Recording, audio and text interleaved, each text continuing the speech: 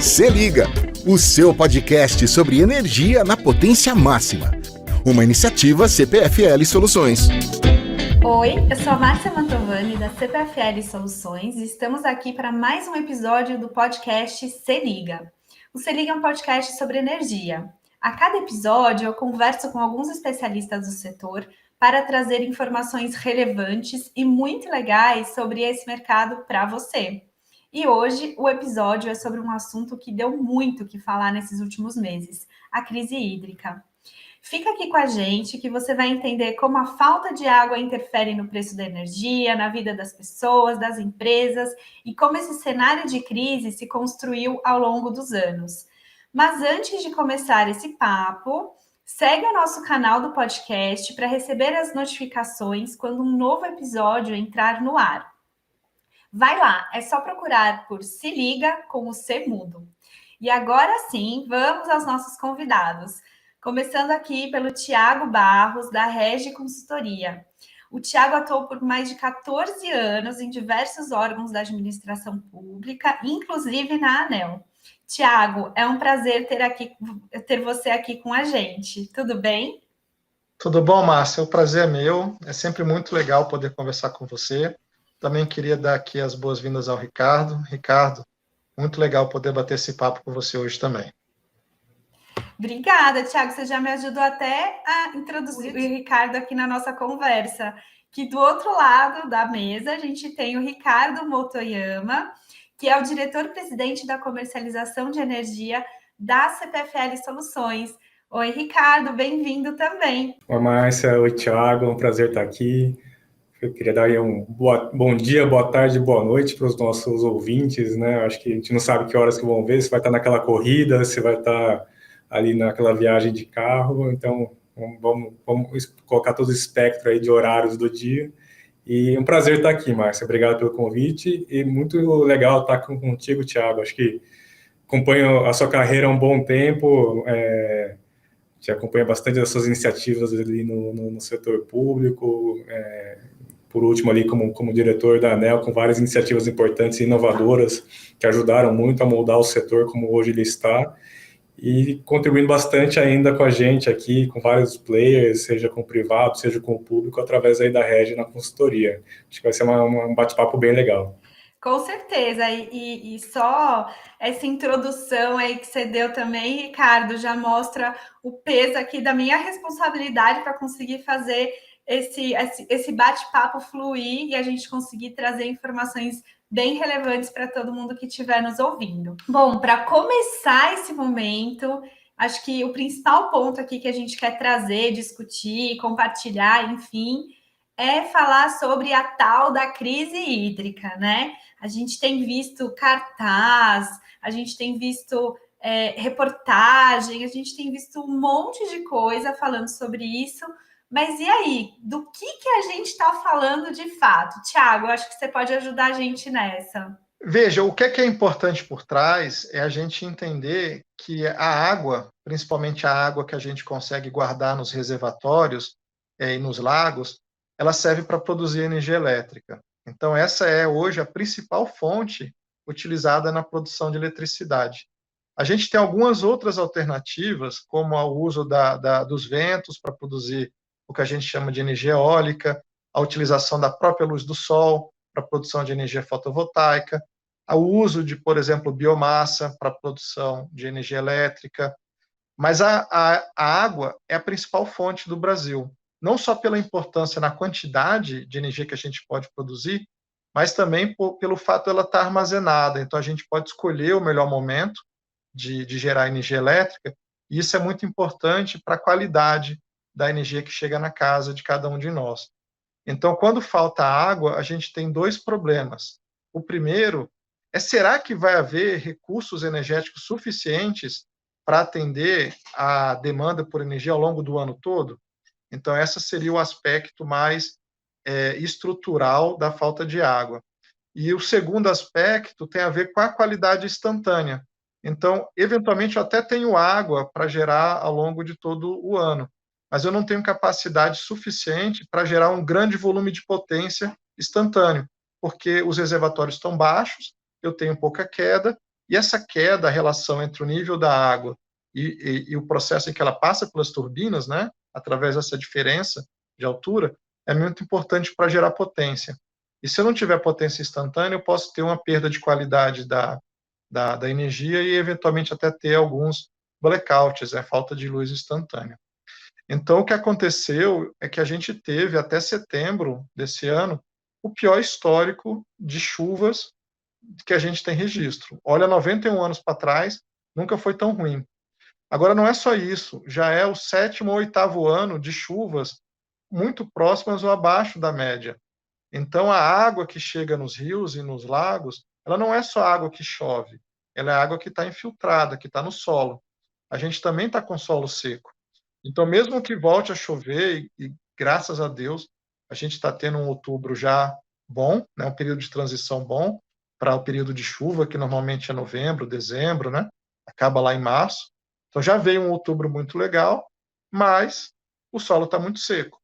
Então, essa chuva ela precisa ser abundante por um período mais longo do que apenas agora os meses de outubro e novembro. Então, às vezes, a gente vai ficar numa situação um pouco estranha, de estar vendo muita chuva, de estar tendo problema de alagamento nas cidades, mas ainda estamos numa crise hídrica, porque ela é o que se acumulou. Não é o processo, não é a chuva de hoje, né? É a chuva dos últimos 8 anos. Nossa, eu ia perguntar exatamente isso, que a gente já está vendo chover, né, em vários locais, mas mesmo assim, então isso talvez não seja suficiente para a gente conseguir vencer e conseguir falar assim, não, tá tudo bem, vida normal. Ainda a gente tem que ter um pouco de cautela, é isso? Sim, bastante cautela, porque mesmo que a água escoe rápido e os reservatórios ganhem algum volume agora, a gente está com os reservatórios já começando a reagir, a subir. Mas é uma subida muito de curto prazo, porque se eu não tenho água no solo infiltrada, esse rio daqui a pouco ele seca. Então a gente precisa ter essa água que chega junto com a chuva, que é de mais curto prazo, mas eu preciso ter a água infiltrada no solo para garantir um volume de água ao longo de todo o período. Então hoje tudo indica que a gente vai ter um ano de 2022 normal, então com chuvas próximas da média, eventualmente até acima. As primeiras semanas de outubro, no sudeste e no centro-oeste, que são as regiões onde tem os principais reservatórios, a gente já teve chuva da ordem de 110%, 112% em algumas semanas. Mas, mesmo assim, a expectativa da Câmara de Comercialização de Energia Elétrica, que faz algumas previsões, né, é de que os reservatórios eles cheguem no final do período úmido ainda abaixo de 40%. É muito pouco, é mais ou menos o que a gente teve em 2021, que foi um ano muito difícil. Então, a gente precisa chegar com reservatórios acima de 60. E mesmo que chova o que está sendo esperado, vai ser muito difícil. Então, tem um outro aspecto da crise hídrica que é, olha, talvez não tenha mais risco, né, de falta de potência, de falta de energia, a gente não tem que lidar com reduções de consumo, como a gente estava preocupado até agora. Mas dificilmente a gente vai poder abrir mão de alguns recursos energéticos que são muito caros, mas que são importantes para garantir a segurança. Então, a gente vai continuar importando energia da Argentina, do Uruguai, e a gente vai continuar gerando com termoelétricas que usam fontes fósseis para poder guardar água no reservatório. Então, tem um outro impacto na vida das pessoas, né? As tarifas de energia elétrica devem vir mais altas no ano que vem, né? E, inclusive, para quem está no mercado livre, as empresas, os pequenos negócios, eles vão sentir o peso desse despacho termoelétrico através de um encargo, que é o encargo de serviço de sistema. Então, mesmo que eu tenha optado por não estar nas distribuidoras, mesmo que eu tenha um contrato que estabeleça um preço fixo de energia para os próximos anos, eu vou ter uma conta mais cara para pagar, porque a gente está vivendo uma crise hídrica muito duradoura e que não vai ser a chuva de novembro e dezembro que vai poder fazer com que a gente abra mão da necessidade de ser cauteloso. Uhum. Não, perfeito, entendi. E aqui, assim, me gera uma dúvida, que é, acho que você tocou em 2 pontos bem importantes, assim, né? A questão da chuva em si, o quanto isso traz aí de peso, como isso ainda é uma parte importante do nosso sistema energético aqui no Brasil, né? E aí, como que isso se liga com o momento que a gente está vivendo e também com a diversificação da matriz, né? Porque esse é um objetivo aí que também entendo que ajuda nesse sentido de amenizar esse momento de crise. E aí eu queria saber do Ricardo agora, como que você vê assim esse nosso momento como desenvolvimento realmente da energia, né, da matriz no Brasil e como que isso tem influenciado aí a vida das pessoas, das empresas, dos negócios, enfim. Acho que, vamos lá, acho que o Thiago colocou muito bem, né? Acho que a hora que a gente olha como que a gente produz energia elétrica aqui no Brasil, a gente ainda tem uma participação relevante das hídricas, né? Então, mais de 60% da nossa capacidade de produção vem da energia hídrica. E como qualquer motor, né, na falta do combustível, a gente tem que optar por outras alternativas. Então, fazendo uma analogia aqui com veículos, acabou o combustível do carro, a gente tem que ver outros caminhos, pegar um ônibus, caminhar, enfim, Uma ver qual é o caminho, elétrica. uma bicicleta elétrica, e nesses olhares, né?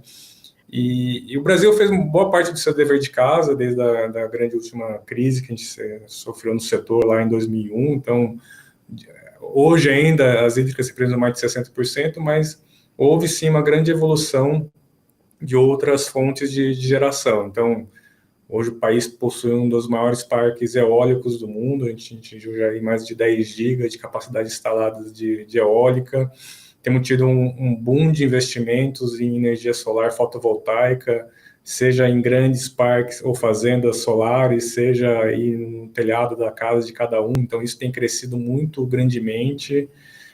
E também fizemos um olhar aqui de ter térmicas que, apesar de serem de combustíveis fósseis, são as que garantem a segurança energética. Então, acho que o Thiago comentou bem, numa falta de água, num vento que vente mais fraco, numa nuvem que sobreponha-se por cima de um parque solar, a gente tem que ter uma garantia de produção de energia, e essa garantia, hoje, ela é provida pelas térmicas.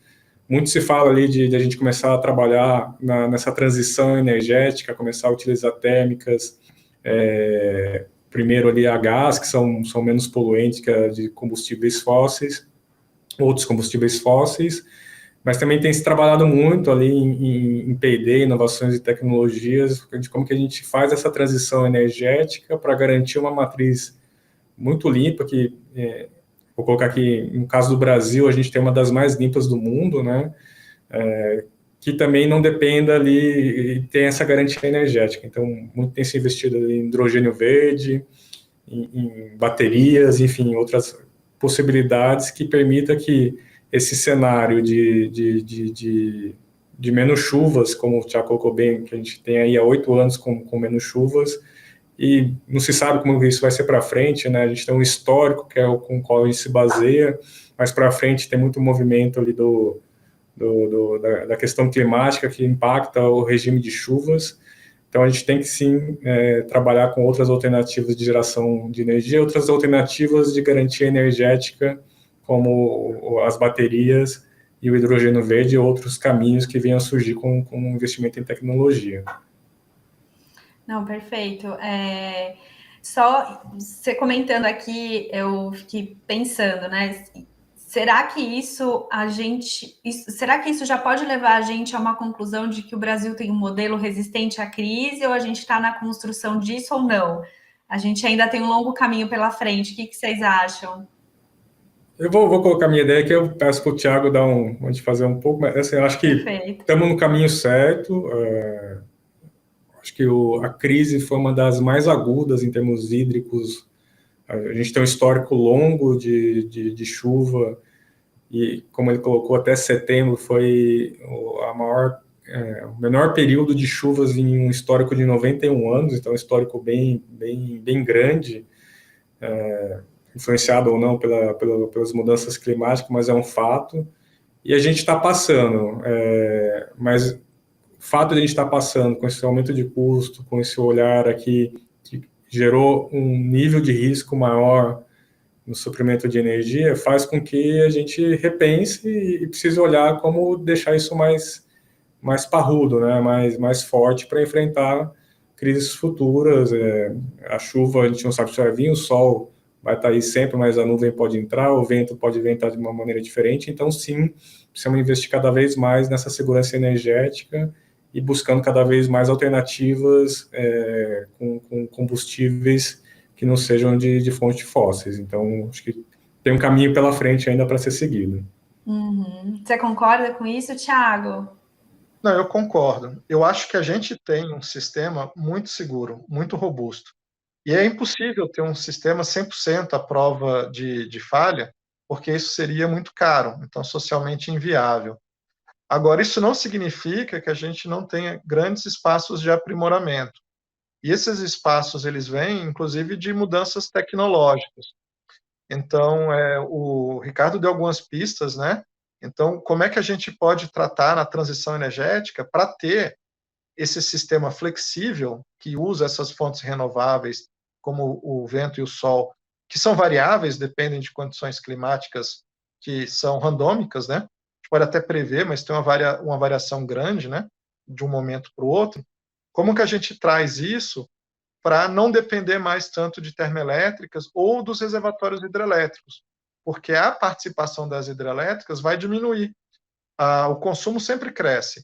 Então, a previsão é de crescer a uma taxa de 3,7% ao ano, daqui até 2025. E eu não vou conseguir aumentar a capacidade hidrelétrica nesse ritmo. O que sobrou é muito pouco de potencial hidrelétrico a ser desenvolvido. Então, vai ser o quê? Vai ser principalmente a eólica fotovoltaica, alguma coisa de biomassa. Mas o que é que a gente pode trazer de novidade para tornar o nosso sistema mais robusto, mas também mais eficiente do ponto de vista de custo? Então, eu acho que a gente tem 3 grandes frentes que podem ser desenvolvidas no curto e médio prazo e que são frentes que estão já experimentando uma revolução em outros países. Então, o primeiro é você, a partir de medição inteligente, de redes elétricas mais automatizadas, você trazer o consumidor para uma gestão mais efetiva da demanda por energia. Então, a gente tratou agora, nesse processo da crise, de reduções voluntárias de energia, mas tudo feito a partir de medidas administrativas ad hoc. O pessoal bolou lá na hora, com caso concreto, sem ter muita estruturação. Mas já existem alternativas de fazer resposta da demanda efetiva.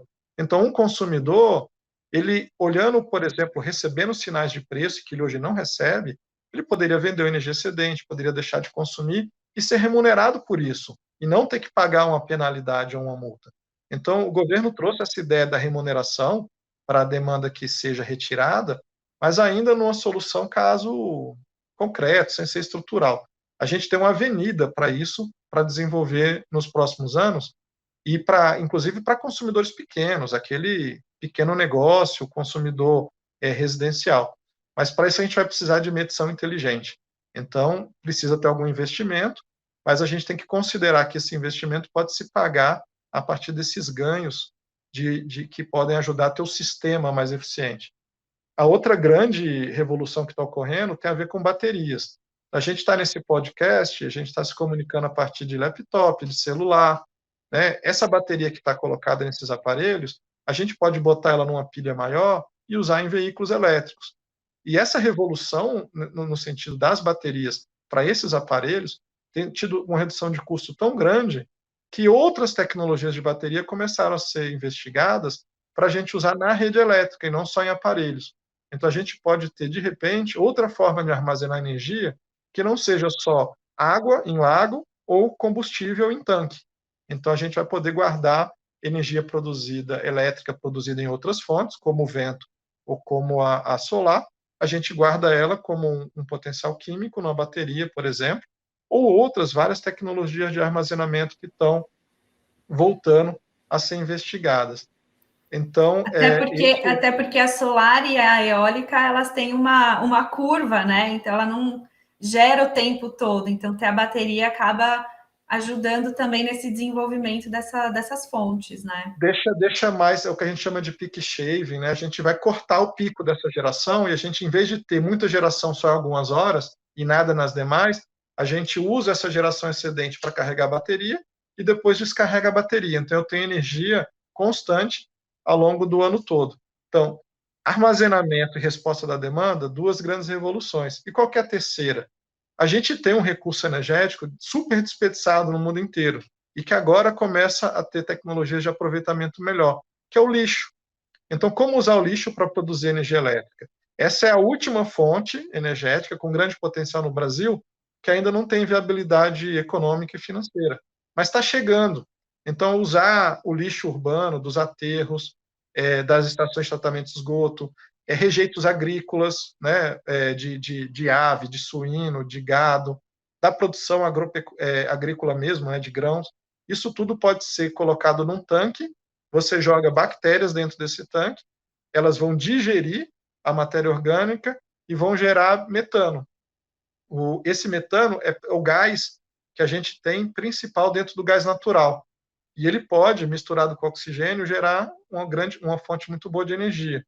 Então, a gente deveria usar isso, que gera impacto ambiental, de aquecimento global e impacto local, para produzir energia elétrica. Então, essas são as três grandes revoluções que a gente tem. Tiago, vamos lá, desculpa. Ricardo. Não, continua. É que você estava nas terceiras, eu achei que você tinha terminado aqui. Mas... A última não é uma fonte, né, uma revolução, mas é um ponto de atenção. Eu acho que é uma revolução na forma de olhar para isso, né? Eu diria, porque assim, faz muito sentido, porque você está ali resolvendo dois problemas de uma forma, com um recurso só, digamos assim, né? Isso, só que um dos problemas, que é o lado ambiental, ele não entra no preço da equação econômica. Então, é o que a gente chama de externalidade. Então, nos outros dois casos, a gente já tem modelos de negócio viável. Nesse caso, a gente precisa dar um jeito de considerar esse benefício ambiental na equação econômica. Era só esse último pontinho, Ricardo. Não, eu ia comentar assim, acho que o jeito que você colocou aqui acho que é muito nesse caminho mesmo. Então, se eu puder comentar aqui o primeiro e o último, acho que o primeiro, que é o chamado resposta à demanda, né, só para a gente lembrar, para quem... O mercado é formado pela demanda e oferta de energia que é instantânea, né? Por enquanto a gente, como você falou, assim, a gente não estoca energia produzida, né?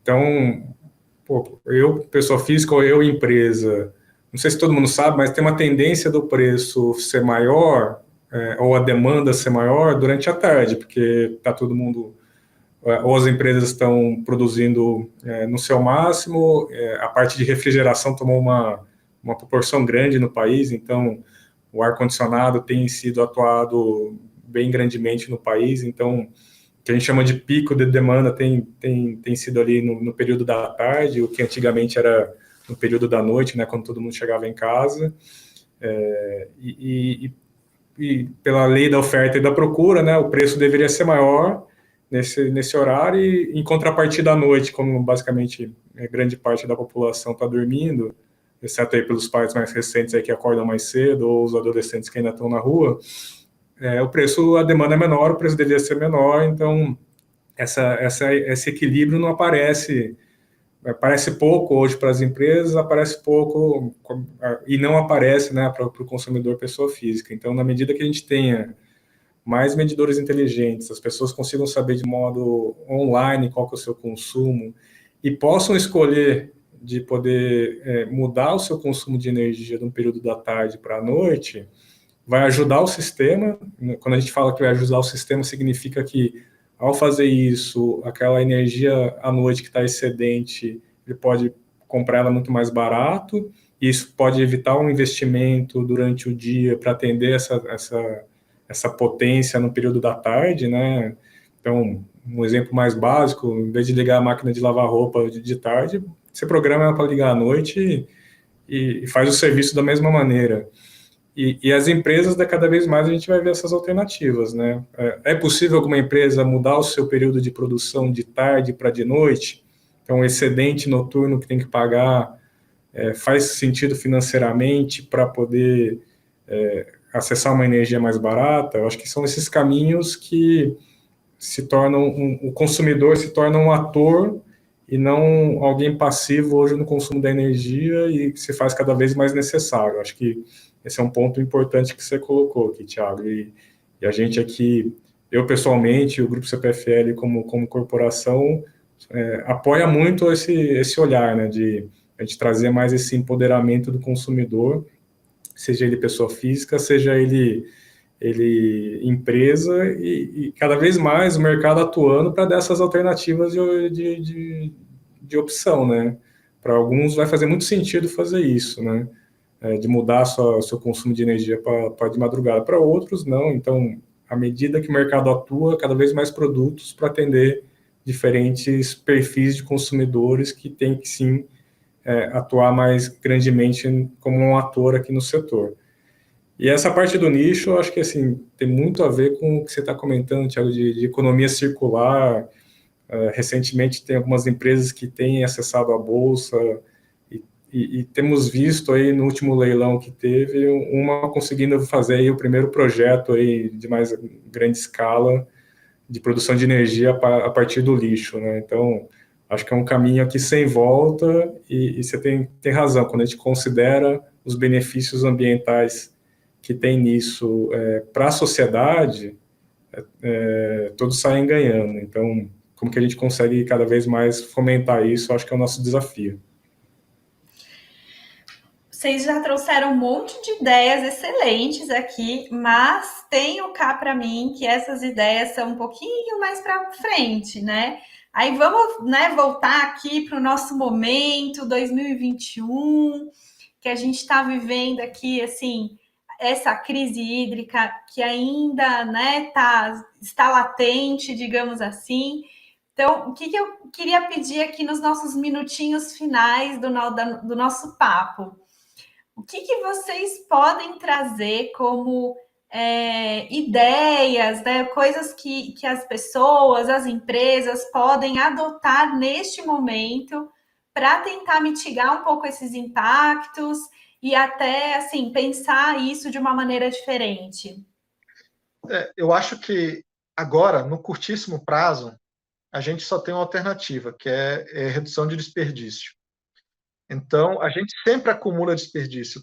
Qualquer processo comercial, industrial, ele vai perdendo eficiência energética ao longo da vida útil dos equipamentos. E mesmo nas nossas casas, a gente tem lá equipamentos com vida que duram bastante tempo, tem uma vida útil grande, mas que vão ficando ineficientes.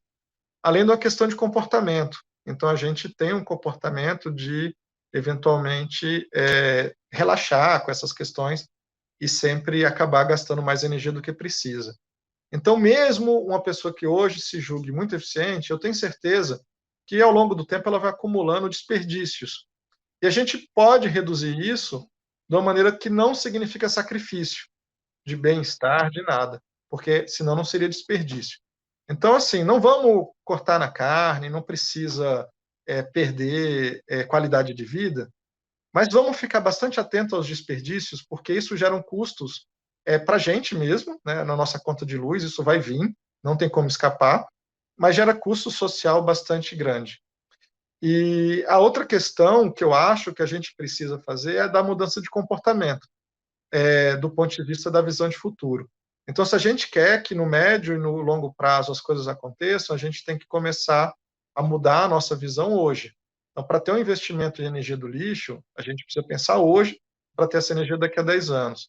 Para ter baterias, a gente tem que tomar decisões hoje, né? E isso envolve governo, envolve empresas, mas envolve as famílias também. E acho que o último alerta que eu deixaria é o seguinte: a gente já tem hoje evidência suficiente para acreditar que o aquecimento global de fato está ocorrendo. E isso gera impactos não só globais, mas regionais. E a chuva nossa, a gente falou, né, que foram 8 anos de chuva ruim, mas isso não é exatamente verdade. Foram 8 anos de chuva ruim onde estavam os nossos principais rios, onde estão os nossos principais reservatórios. Tem chovido em vários lugares onde só gera problema. Então, a chuva tem ocorrido 1.000 quilômetros, 1.200 quilômetros mais ao norte. Então, teve, nesse período, cheias homéricas, né? coisas mesmo assim de fábula, no Rio Madeira, no Rio Amazonas, né? Muita cheia, com problema em cidades litorâneas, né? Com desabamento, rompimento de barragem. E aí, onde deveria chover, que era onde chovia no passado, não está chovendo. Isso, para mim, é uma clara evidência da questão do desmatamento. A gente precisa pensar também em valorizar atividades agrícolas, porque não dá para também dizer que o campo que já foi usado para produção agrícola vai voltar a ser floresta. Mas a gente tem que tentar pensar em algumas atividades agrícolas que gerem umidade local também e que pelo menos parem de empurrar a fronteira agrícola para a floresta. A gente pode pensar em plantar algumas culturas mais perenes, algumas culturas com árvore, né? Eventualmente reflorestar a mata ciliar, mas a gente tem que começar a pensar nisso hoje, porque, de novo, são as coisas que se acumulam, né? E a gente está pagando hoje o custo de decisões erradas no passado. E a gente precisa melhorar isso para frente. Muito bem. E aí, Ricardo? Eu volto aqui com o Thiago, aqui, assim, de curto prazo, acho que o mais sensato é evitar o desperdício, né? Então, ele colocou muito bem, na medida que a gente não se atenta a isso, o desperdício vai acontecendo. Então, aqui nem cortar unha, você tem que cortar aqui toda vez. Então, nas empresas, acho que tem um olhar grande ali de ver os seus maquinários, a parte de refrigeração, o uso de ar-condicionado, se realmente estão do ponto de vista mais eficiente, tanto da máquina, né, do equipamento, quanto do local, né, com a vedação correta e por aí vai. Então, como monitorar isso, colocar elementos de monitoramento, fazer investimentos e trazer empresas especializadas para mostrar onde está tendo, entre aspas, esse vazamento de eletricidade. Eu acho que é importante, porque você diminuindo o consumo, mas não abrindo mão do seu conforto, vai fazer toda a diferença no final do mês ali na conta e para o sistema como um todo, para a sociedade. Pessoa física, aqui o consumidor, televisões mais eficientes, computador é um dos grandes consumidores de energia, não sei se todo mundo sabe nesse sentido, junto com os chuveiros elétricos e as geladeiras. Então, realmente fazer o consumo e o uso do computador e não deixar ali em stand-by, né? Todos os equipamentos em stand-by parece que não gasta, mas está ali sim fazendo um consumo de energia. Então, revisitar isso, colocar lâmpadas mais eficientes, enfim, vários caminhos que hoje estão muito mais acessíveis para a gente. No Mercado Livre, quem tem uma contratação mais de longo prazo tem uma tendência de uma base de custo de energia muito mais barata e previsível. Ainda tem sim, acho que do ponto de vista setorial, uma questão de encargos, mas a gente vê que quem está no Mercado Livre hoje tem um custo menor de quem está no mercado cativo, então é sempre uma alternativa importante para quem pode acessar esse mercado, que é um mercado ainda restrito aí a grandes consumidores de energia, e temos uma expectativa ali no futuro realmente de poder ser um mercado cada vez mais aberto também para outros consumidores. E assim também aqui embaixo com o Thiago, acho que assim, as iniciativas do famoso ESG ali, né, a parte de social, governança, e principalmente né, que a gente está conversando aqui, que afeta muito o nosso setor, que é o ambiental, se faz cada vez mais necessário. E aí, Thiago, acho que a gente atua bastante aqui como grupo CPFL nisso, e a gente sentiu uma virada bem grande, acho que com essa constatação, né, da ciência de que isso tem acontecido. E cada vez mais temos visto empresas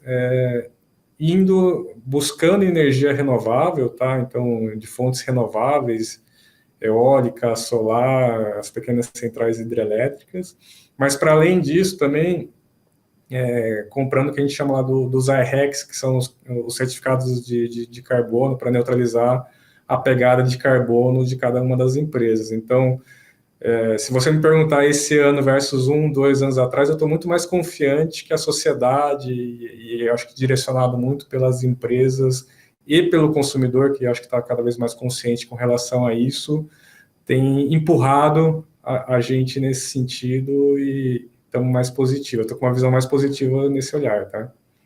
Não, eu concordo. Eu acho que está tendo uma revolução mesmo.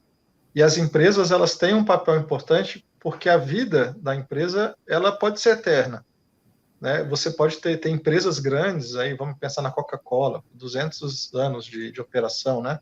General Electric, a própria CPFL, né? É uma empresa bastante longa, né? Então, as empresas, Centenário. elas são longevas, né? Elas ultrapassam a vida do horizonte ali da pessoa física, né? Que está pensando ali em se aposentar. Então, a empresa, se ela quiser ter mercado, se ela quiser ter negócio, se ela quiser ter viabilidade, ela precisa que o mundo seja viável, né? É isso aí. E a gente tem que fazer alguma coisa. Perfeito, gente, foi super legal esse papo. Muito obrigada pela participação, pela contribuição aqui de vocês. Acho que a gente tem trazido aí um papel de consciência, né? Acho que trazer aqui esses temas, às vezes um pouco polêmicos, também ajudam as pessoas a pensarem nas coisas de uma maneira diferente. Saber que tem perspectivas, então, é muito, muito importante para dar aqui para a gente, né, que não tá, para quem não está dentro do setor ali contribuindo com esse desenvolvimento, mas na sua vida pessoal ou profissional, dar a sua contribuição também de uma maneira mais efetiva. E aí a gente encerra por aqui esse papo que foi muito bom. Então, quero reforçar aqui, agradecer novamente Tiago, Ricardo, pela participação de vocês. Foi excelente. Eu particularmente gostei muito, espero que vocês também tenham gostado. Abro aqui para vocês falarem suas considerações finais também, para a gente conseguir dar um fechamento adequado aqui para o nosso papo. E agradecer de novo. Muito obrigada. Bem, eu agradeço a oportunidade, Márcia, Ricardo, e queria aqui parabenizar a iniciativa de ter esse podcast numa linguagem menos técnica, mais voltada para os nossos usuários do setor elétrico, né? São os consumidores, as pessoas físicas, as pessoas jurídicas, as empresas, mas ficou bastante legal. Eu vou denunciar que a gente fez uma brincadeira sobre quantas siglas a gente ia falar, eu acho que a gente conseguiu passar o podcast inteiro só falando palavras da língua portuguesa. Aí tem uma estatística final lá, a gente vai confirmar se deu certo ou não, Thiago. Exatamente. Depois eu mando aqui, assim, vou colocar, né? Falou 5 siglas. Boa, bem lembrado, Thiago, bem lembrado. Eu queria agradecer também, primeiro, ao Thiago, acho que aqui é um dos expoentes do setor que ajuda muito o mercado, ajuda muito o setor a se desenvolver, traz uma visão aqui de futuro, de como que a gente tem que fazer, e acho que colocou um ponto que, não sei se é claro para todo mundo, né? Uma decisão hoje é o que vai moldar o mercado, que é um setor de infraestrutura, demanda tempo de maturação, então boa parte das nossas decisões hoje vão mudar como vai ser a nossa matriz, o nosso consumo, o nosso jeito de interagir com a energia daqui 5, 10 anos. Então, é importante estar pensando já a partir de agora nisso. E agradecer aqui também mais por conduzir aqui e ter essa iniciativa. Acho que poder falar sobre energia de uma maneira mais mundana, não sei se essa é a palavra, tá? Acho que é super importante. Coloquial, né? Coloquial. Mas do dia a dia, né? Do dia a dia, assim, para quem é do setor elétrico, né, já tem quase 20 anos no setor elétrico, é bem comum essa sopa de letrinhas, né, tem uma linguajar próprio, né, e quando você está na roda de amigos, você tem que saber fazer essa conversão, apertar a tecla SAP. Espero que a gente tenha conseguido aqui. Eu vejo que a gente se segurou, né, Thiago, para não sair vomitando letras para frente. Acho que vamos ver a reação do público. Acho que vai ser legal. Com certeza. Vocês vão ter um monte de amigos, tá? Já vão se preparando aí que vão perguntar para vocês outras coisas, e aí depois vocês me contam, hein? Quero saber como que tá rolando isso. Bom, gente, depois dessa conversa, não tenho dúvida que vocês entenderam como é importante esse conhecimento sobre o setor, como que isso tem influenciado as nossas vidas, e cada dia mais, e assim, perspectivas excelentes para a gente conseguir evoluir isso cada vez mais. E se você quer saber um pouco mais sobre o nosso setor, Vem com a gente aqui, que a gente tem um blog cheio de conteúdos fresquinhos para você se aprofundar cada vez mais no tema. Entra lá no nosso site www.cpflsoluções.com.br, confere, comenta, traz para a gente sua dúvida que a gente vai trazer para cá também, tá? E aproveita para seguir a gente aqui no Se Liga, o nosso podcast com C mudo. E eu sou a Márcia Mantovani, da CPFL, e te encontro no próximo episódio. Até mais! Se Liga, o seu podcast sobre energia na potência máxima. Uma iniciativa CPFL Soluções.